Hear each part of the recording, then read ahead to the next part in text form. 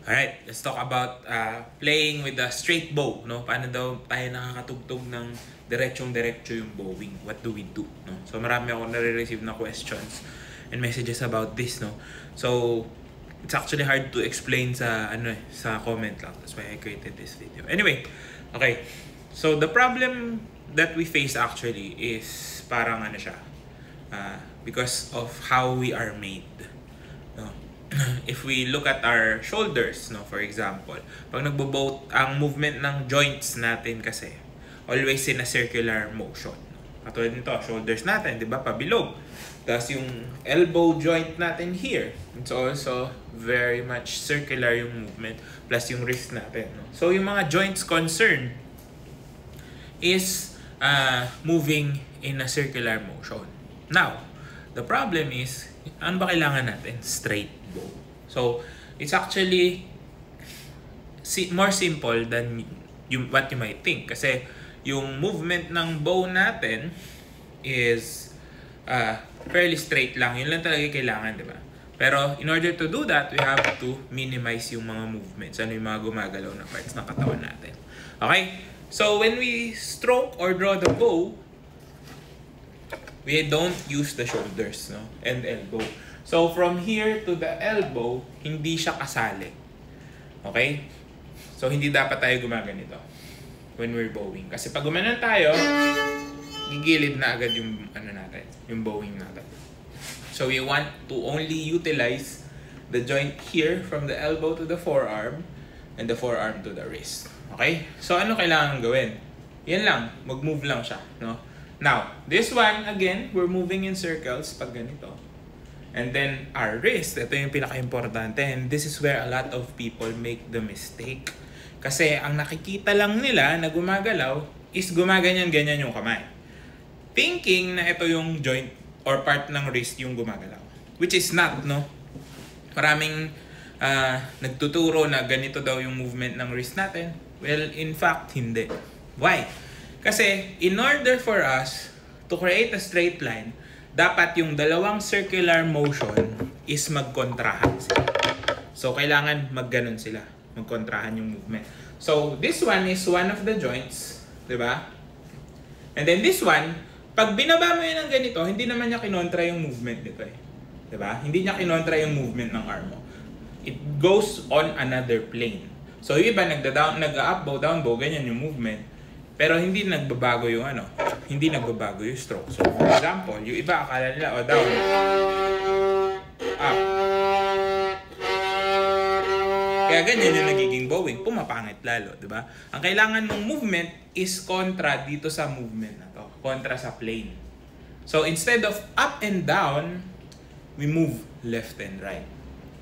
Awkward, weird, yes. Kasi, parang sa violin mo lang talaga siya ginagawa. Nagmumukha lang siyang ganito because we play at an angle. Diba? Kasi hindi tayo flat nagpe-play na ganito. Bihira tayo mag-play na ganyan. Diba? A string, pababa. Pero ang movement ng kamay is ganito, not like this. And yun lang yung kailangan mo. Walang movement from the shoulders to the elbow, elbow to the forearm, or wrist, and then yung wrist movement natin. So, 2 joints lang. 2 joints. Anyway, ayan. So, down. So, yung wrist mo, habang bumababa ka, goes up. So, yung down stroke, the wrist goes up. And then, up stroke, the wrist goes down. Ayan. Ganun lang siya kasimple, no? So, if we try to do it, down. Ayan. So, straight naman, di ba? Hanggang dulo. So, kailangan, hindi rin siya ganito na ida-down mo, tapos tsaka ka gaganon. Kailangan dahan-dahan gumagalaw siya. And dahan-dahan di siya gumagalaw. So, this movement is more important. It's not this again. Kasi, hindi nito maapektuhan yung hindi niya maapektuhan yung bowing natin. Hindi magiging straight. Actually, if you leave na yung kamay lang natin yung gumagalaw, natural na mangyayari yan. Especially kung hindi natin titignan. Yung iba kasi, di ba, most of the time, we're focused on how our body looks. But sometimes, you also have to look at the bow.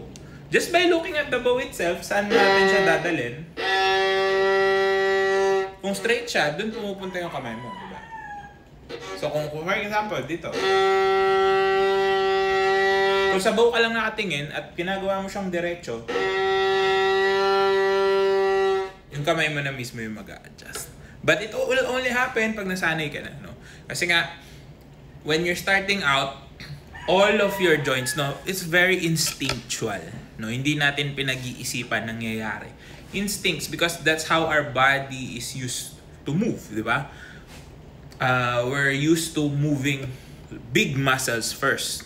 Pero sa pag-violin, we're using finer muscles or smaller muscles. That's why, isipin mo, hindi natin ito ginagalaw. We only move the shoulder to the elbow when we're changing strings.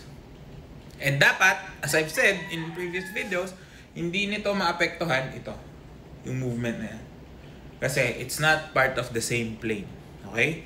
So, ito yung movement na kailangan yung matutunan, no? It's kinda awkward, parang feeling nyo siguro sa umpisa, mapuputol yung wrist nyo kasi hindi naman talaga eh, di ba?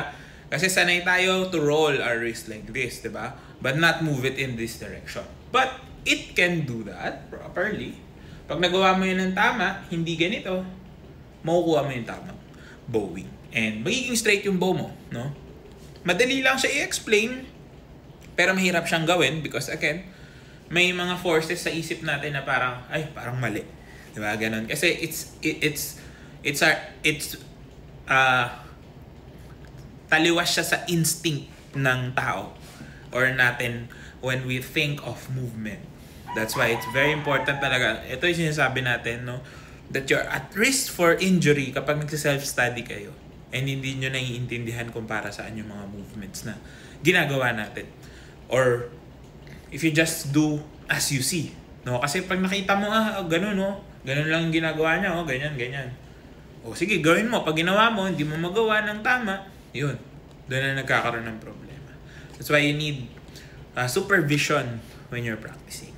Okay? Sana nakatulong to and good luck sa inyo.